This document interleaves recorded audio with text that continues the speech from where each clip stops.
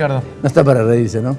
No, lo que sí... Pero no hay que dejar de conservar el humor. Sí, el humor. Yo estoy muy complacido, afortunadamente, porque devolvieron lo que se habían llevado del canal.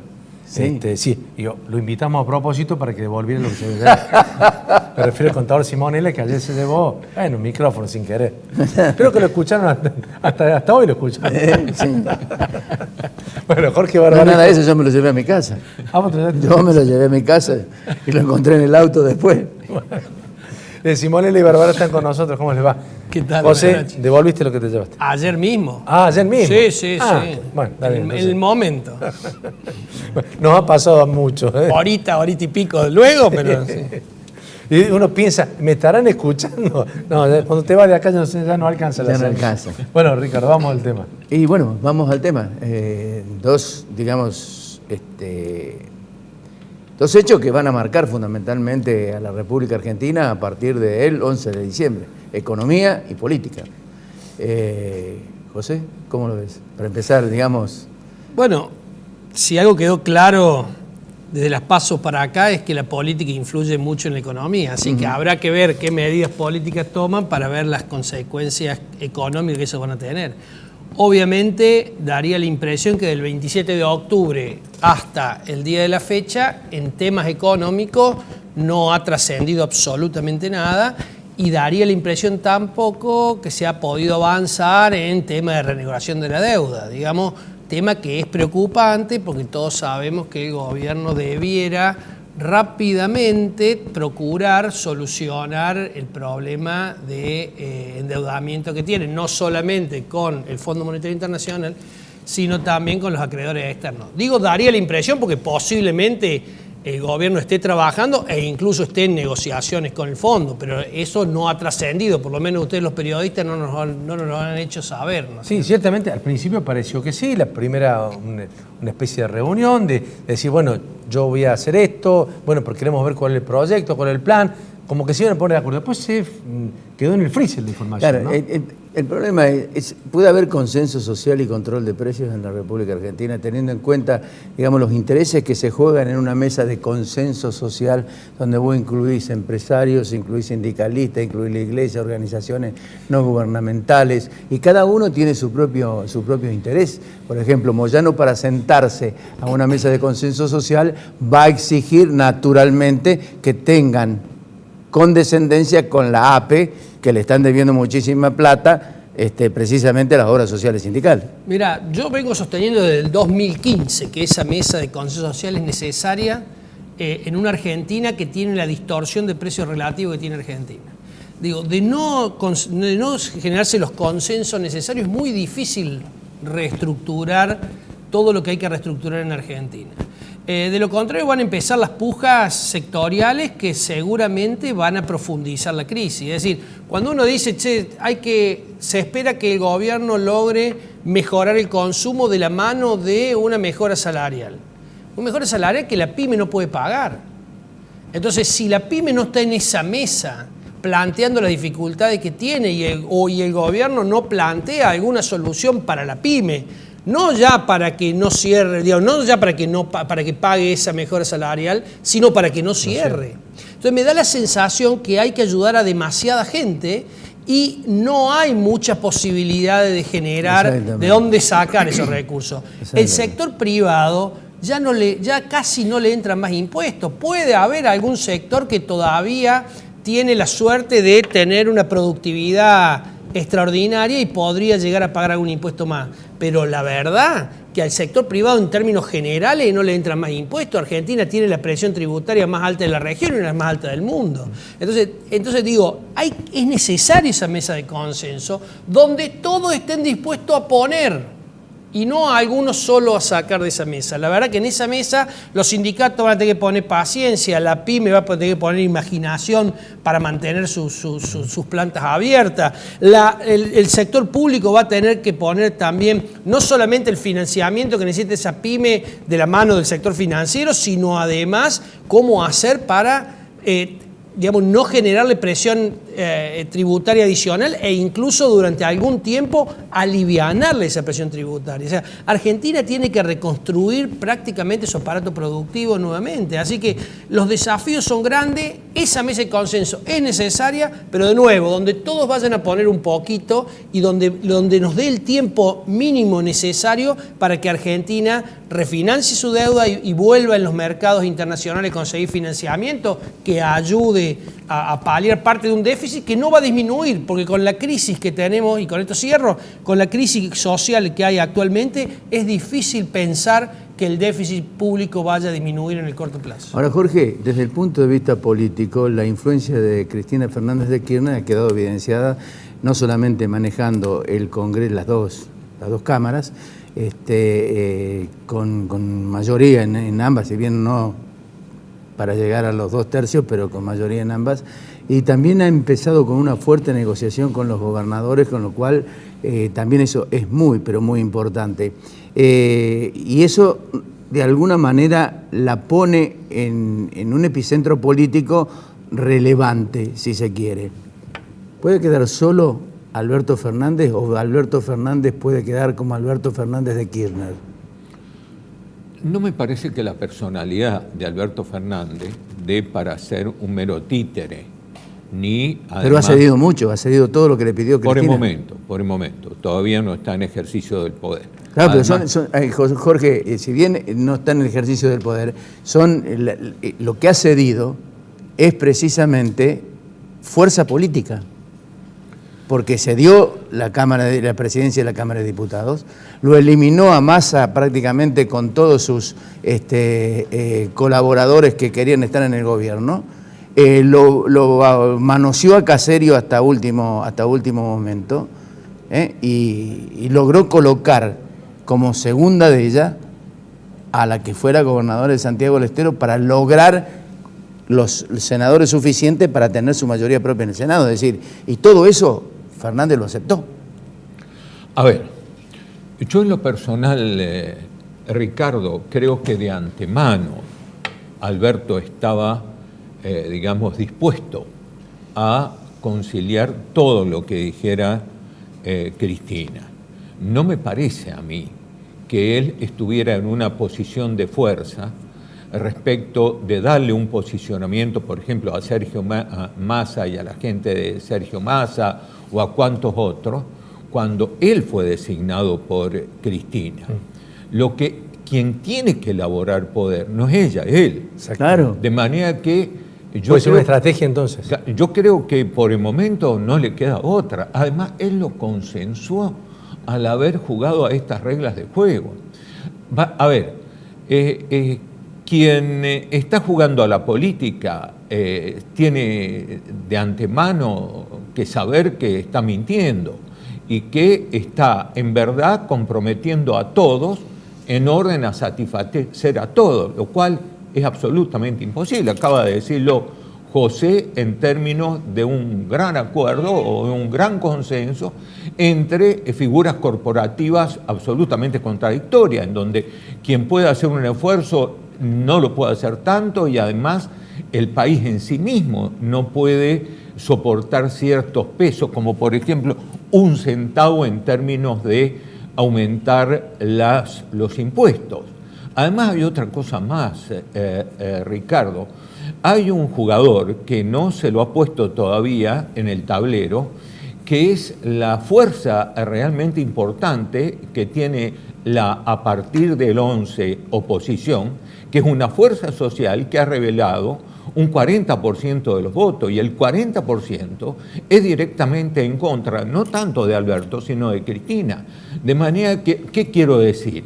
Que si vos sumás todo esto y además sumás el hecho de que el esquema dirigencial, no solo en la Argentina, sino en otros estados latinoamericanos y en otros estados que son fuera de Latinoamérica, está en una situación puesta en una debilidad extrema, yo no sé hasta qué punto van a aparecer el colectivo social del otro lado en la calle, presionando y tensionando hasta que se corte el hilo del consenso que puede tener Alberto. Claro, pero esa oposición que decís vos, están todos peleados. Porque el PRO ya tiene sus diferencias, los radicales tienen sus diferencias. Es decir, ¿cómo la fortaleza de esa oposición es total y absolutamente endeble? Bueno, a ver, están peleados hasta ahí nomás. Al PRO, a Cambiemos, se le fueron nada más que 3 diputados y además estaba jugado esto. Pero siguen teniendo una fuerza parlamentaria más o menos respetable. Pero independientemente de esto, lo que quiero decir yo es que Alberto va a tener que jugar otro partido que Cristina, y creo, salvo que esté jugando a un fracaso total, que tiene que jugar el rol de presidente de la nación. Vale decir, de ejercer toda la fuerza en términos de consenso hacia él, no hacia Cristina. Cristina, si sigue así, lo va a saquear de consenso a Alberto. Esto puede durar 3 meses, 6 meses, pero sin un plan económico, que eso lo sabe más José o cualquiera de ustedes que yo, pero sin un plan económico que todavía no se sabe cuál es. Y previsiblemente, hasta que llegue el plan económico, van a pasar varios meses, yo creo que él va a estar en una debilidad estructural marcada. También Cristina. Respecto del tema económico y a lo que apuntaba José, si bien es cierto que no se han mostrado todas las cartas en el juego, algunas hablan de que efectivamente hay que poner plata en el bolsillo de la gente, que va a haber algún aumento o algún bono de jubilado, que va a haber maquinita. Bueno, ya este gobierno dicen que ha emitido 200.000 millones. Ha emitido 300.000 millones. 200.000. 200.000 millones, 300.000 millones, sí. Bueno, y que va a continuar. Digo, es la única salida que quedaría en lo inmediato, no como plan, pero como medida coyuntural. Es la salida más rápida porque los impuestos están creciendo menos que la inflación como consecuencia de la caída del nivel de actividad, salvo los provenientes del comercio exterior, que como consecuencia de la liquidación de exportaciones del sector agropecuario, previendo digamos, la posibilidad de imponer que le impongan retenciones, ha estado liquidando en este último mes de una manera muy significativa, a punto tal que le ha permitido al Banco Central comprar más de 2.400 millones de dólares de reserva.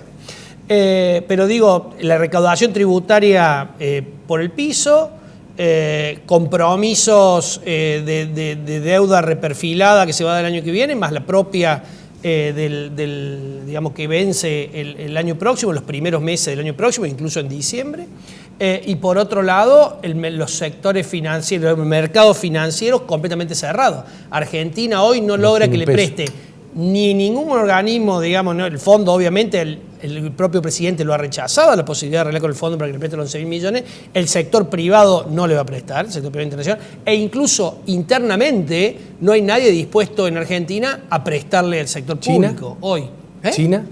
Bueno, si hay si hay negociaciones para obtener un método de financiamiento diferente a los que son los mercados y consigue con China o con algún otro país, digamos. Sí, pero pero ya ahí va a haber compromiso si entras a jugar con China, tenés que mirarlo a Trump.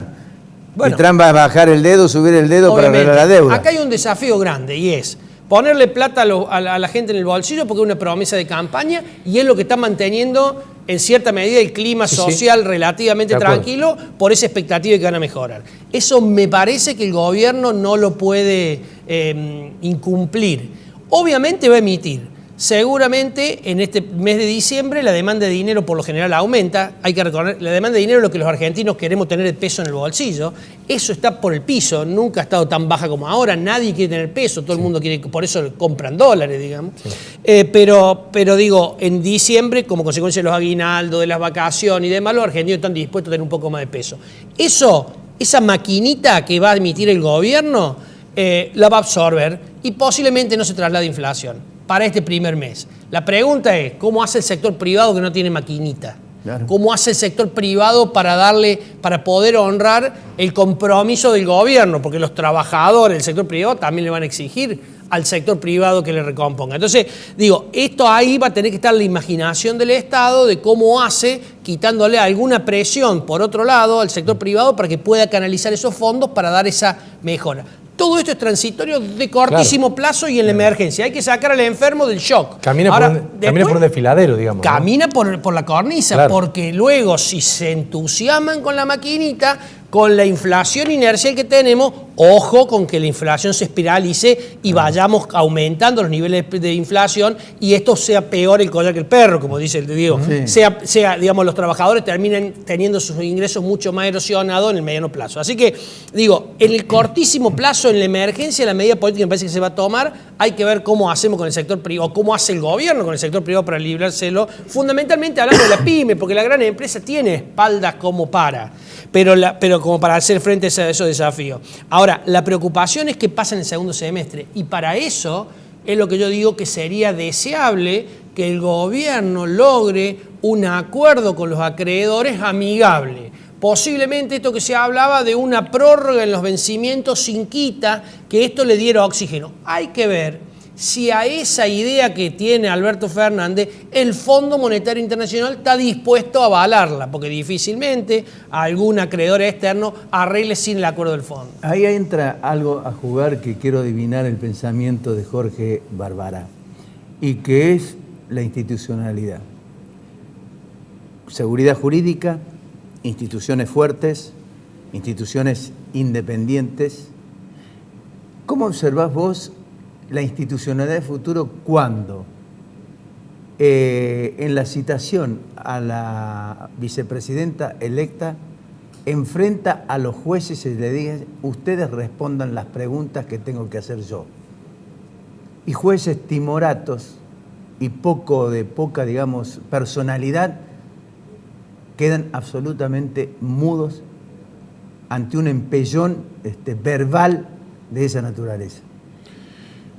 A lo largo de mi vida como abogado y como profesor universitario, que llega ya casi a 50 años, nunca vi, pero además nunca imaginé una falta de respeto y un ejercicio de poder sin límites, pero además de manera grosera y con total falta de respeto hacia uno de los pilares de la institucionalidad, no solo de la República Argentina, sino del Estado de Derecho en todos lados, que es la justicia, independientemente del poco prestigio que pueden tener algunos jueces o la justicia. Pero esto todavía yo no lo había visto, pero además no lo había imaginado. Por lo tanto, si vos me vas a hablar del juego del Estado de Derecho, vale decir, seguridad jurídica, división de poderes y particularmente sistemas de controles para que existan libertades individuales y libertades colectivas, el horizonte lo veo por demás negro. Yo voy a hacer no un paralelo, sino voy a poner simplemente un ejemplo.